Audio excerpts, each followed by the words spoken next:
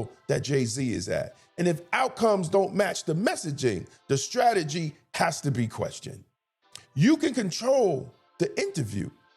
You can control the tone. You can control what gets asked, but you cannot, Jay-Z or GQ, control the reality of Black people. This is the Publisher's Desk with Damon K. Jones, brought to you by Black Westchester Magazine.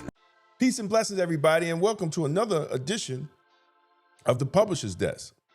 And I'm Black Westchester publisher Damon K. Jones. This is sponsored by Black Westchester Magazine and blackwestchester.com. And tonight we're going to have a discussion about the Jay-Z GQ interview. Now, I watched the recent interview, and I'm going to say this straight. This wasn't an interview. It was a rebranding. No pressure, no real follow-up questions, no moment where he had to actually explain anything that matters, just space to reshape perception. And that's the problem. It's not what he said, it's really what Jay-Z avoided. So let's start with the setup. The interview was done by Elliott Wilson. That matters, not because he's unqualified, but because this was not a hostile environment for Jay-Z. See, this was familiar, comfortable, and controlled. And in today's media, see, that's how power moves. They move in safe environment. They don't go where there will be challenged. They go where you can speak uninterrupted. And when you do that, you're not answering questions, you're delivering a message. Now let's look at how the conversation was handled. Anytime it got close to something serious, especially the lawsuit, it shifted immediately to emotion. I was angry. I was heartbroken. It took a lot out of me. Now let's be clear. That all may be true, but that's not an answer. See, that's a redirect. Because once people feel for you, they stop questioning you. The conversation moves from what happened to how I feel. And those are two completely different standards. One requires evidence and the other requires sympathy. Then came the philosopher Jay-Z. Everything happens for you, not to you. There's no good or bad. That's what he said. Now listen, that sounds deep, brothers and sisters. It sounds really deep. But what does that actually explain? Absolutely nothing. See, whether intentional or not, the effect is the same. It removes the conversation from anything measurable. You can't fact check a mindset. You can't challenge a worldview. So instead of talking about outcomes, we're talking about perspectives. And that keeps everything in a safe environment. Then he makes another move, brothers and sisters. He positions himself as the realist, the one who sees the world for what it is. Now that sounds harmless, but pay attention to the game. Because if he's a realist, then anyone who disagrees must be emotional, misguided, not seeing clearly. So now he doesn't have to answer critics. He can just rise above them. That's not accountability. See, that's strategic positioning. Now let's look at the part that matters most. See, Jay-Z was the one who said that we were past kneeling. Would you stand? What? Did you kneel or would you stand? Okay. I think we passed kneeling. See, that statement was never really challenged in the interview. And it should have been. See, because you don't go and declare something that's over when the problem is still happening. See, that's not real leadership. Now, brothers and sisters, let's apply simple logic. If we're past kneeling, what replaced it? What changed? Not partnerships, not deals, not sitting rooms. What actually changed? Black men and women are still getting shot at, or killed by police. See, because if the strategy shifted, the results from what Kaepernick was kneeling for, the unjustified killing of black men and women by police, would have changed. See, and this is where context in all this matters. See, at the time, the NFL was under pressure. There was backlash and people boycotting tied to how Colin Kaepernick was treated for bringing up the issues of black people being shot at and killed by police. People were calling for boycotts. Viewership was part of the conversation, and actually viewership dropped. See, that's the environment Jay-Z stepped into, not as a neutral figure, but as a bridge between the league and the black culture. Now, let's be honest.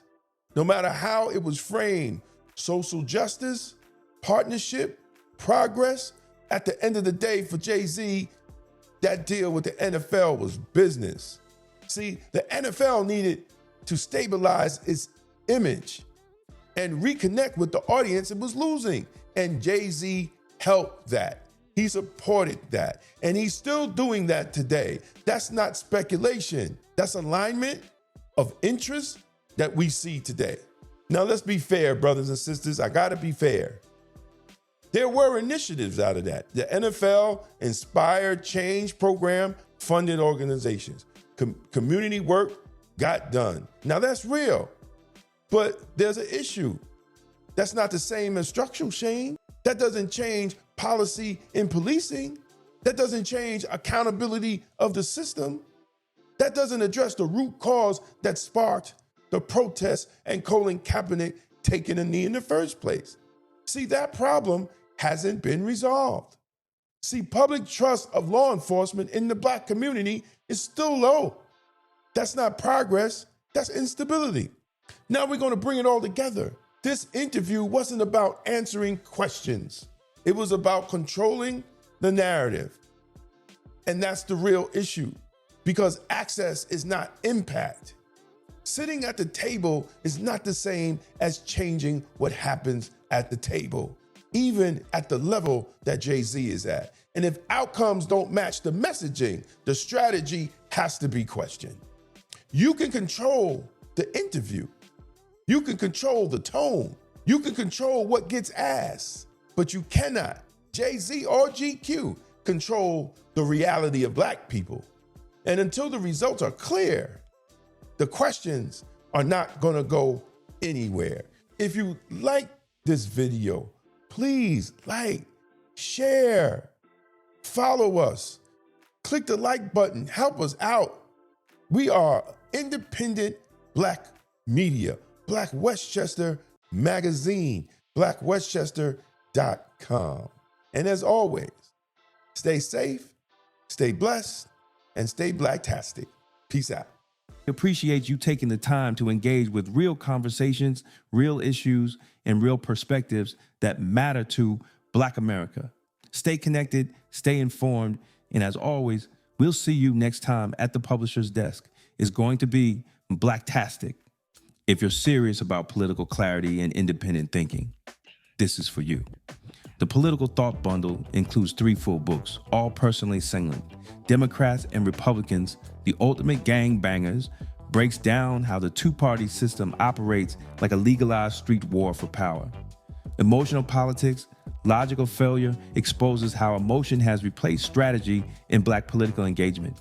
Tolerance is for Cowards lays out a blueprint for extended policing and community-led public safety rooted in outcomes rather than slogans. 3 signed books. One bundle, $60. That's a $75 value, and you're getting signed copies included. This isn't left versus right. It's results versus rhetoric. Go to twosteppublishing.com and secure your signed Political Thought Bundle today. It's going to be blacktastic. For more than a century, Black America built its own economy under segregation, under discrimination, and under conditions most people today cannot imagine. We built businesses, we built banks, we bought land and property. In The Forgotten Blueprint, Damon K. Jones reveals how black communities created thriving economic systems from 1800 to 1965, and why that blueprint still matters today. This book challenges the idea that our future depends on politics alone and shows how ownership, family, and enterprise once powered Black prosperity. The blueprint is not lost. We just stopped using it. The forgotten blueprint. How Black America built its own economy from 1800 to 1965. On sale now at Two Step Publishing and Amazon. Black Westchester magazine has been giving our community a voice, reporting the stories others ignore, holding power accountable, and making sure the truth about our communities is told by us. But independent Black media only survives when the community supports it. If you believe in real journalism, community accountability, and keeping Black voices strong in local news, we need your help. Your donation helps us continue covering the stories that matter: politics, education, justice, and economic empowerment right here in Westchester.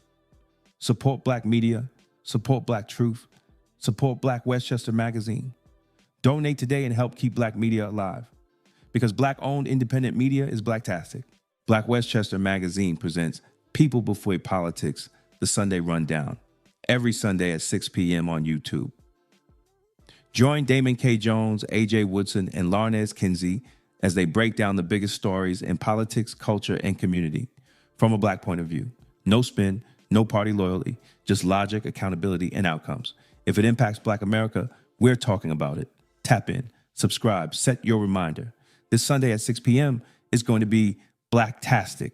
This is the Publisher's Desk with Damon K. Jones, brought to you by Black Westchester Magazine, where life, culture, community, and faith meet truth, power, and purpose.